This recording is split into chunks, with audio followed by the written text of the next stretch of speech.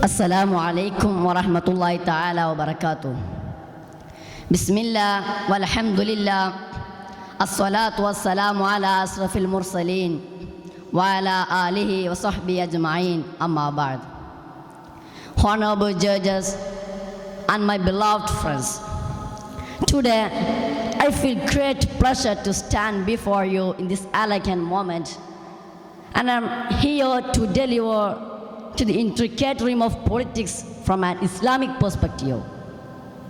First of all, I thank Almighty Allah who bestowed me to address you. Alhamdulillah, Alhamdulillah ala kulli hinin wa hal. My dears, Islam, a comprehensive way of life, provides a blueprint for political engagement that extends beyond the confines of statecraft. In the Holy Quran, we find guidance and governance emphasizing the justice and equity as the fundamental principles. Bismillahirrahmanirrahim.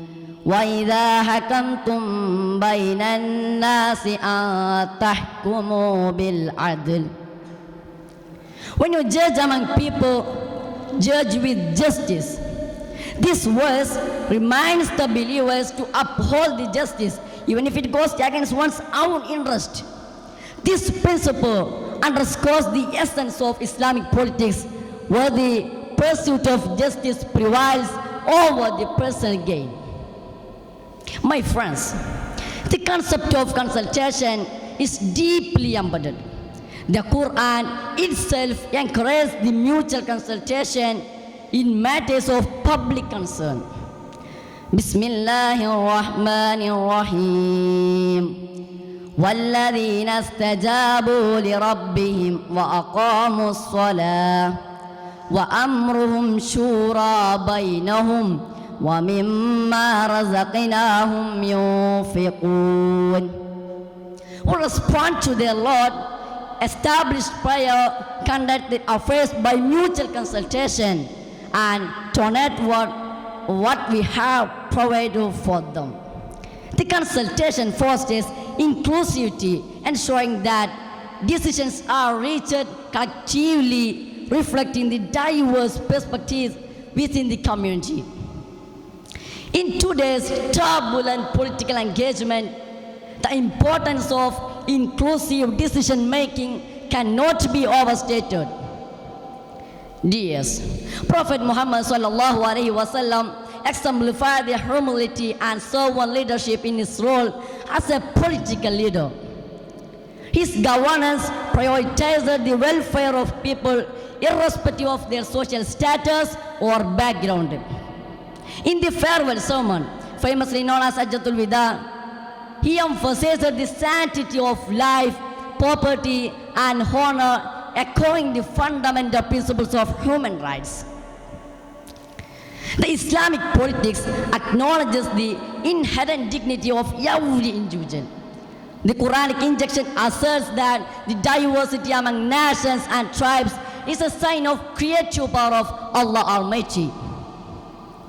My dear spectators, Islam also advocates for benevolent leadership, underlining the responsibility of rulers to serve the public with integrity. Our beloved Prophet ﷺ cautioned leaders about their duty to those under their care, stating, "Kullukum ra'in wa kullukum mas'ulun an ra'iyati." Moreover, the Islamic politics recognizes the importance of upholding human rights irrespective of faith or creed. The Medina Charter, established by revered Prophet sallallahu alaihi wasallam, granted the equal rights and protection to all residents regardless their religion and faith. This depicts the pluralistic nature of Islamic governance. Furthermore, the Islamic perspective on politics emphasizes the importance of compassion and mercy. Our beloved Prophet ﷺ is known as the mercy to the world. He exemplified the kindness in his interactions with the people of various backgrounds. Dears, in conclusion, the Islamic perspective of politics offers a nuanced framework grounded in justice, compassion, and consultation. It calls upon leaders to be just, humble, and service-oriented as we navigate the challenges of our contemporary political landscape.